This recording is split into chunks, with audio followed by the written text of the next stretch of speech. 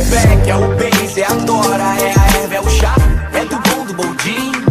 É o hatch, é o manga rosa do bronze, é do clone, é um cone, é só um fininho. É a danada, a marvada, pau podre, é a ganja, é a vela, é do...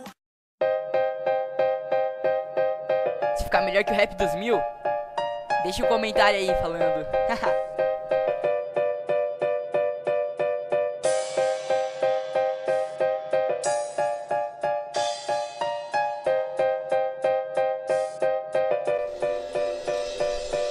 Bem-vindo ao Point Blank, puta que pariu. Tem os players mais inconscientes do Brasil. O Vodka que voltou, cês pediram agora os cotoco. Ha! Deliram da 3HS com o armar de noob da 9.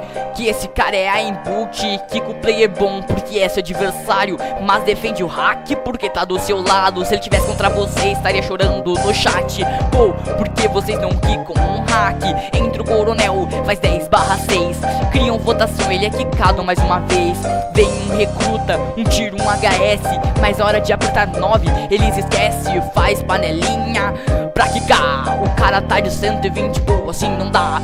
Se a Zepeto pelo menos ligasse, se a um game se organizasse, se os GMs banissem os hackers, se a Zepeto pelo menos ligasse, se a um game se organizasse, se os GMs banissem os hackers.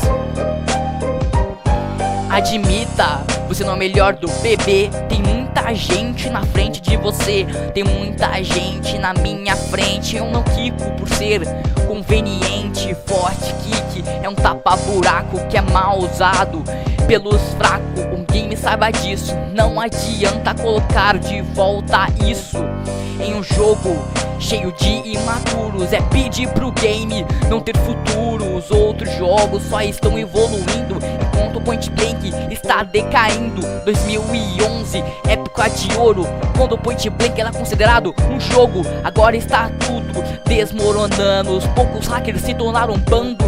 A um game já era, não tem comando. Point Blank está acabando.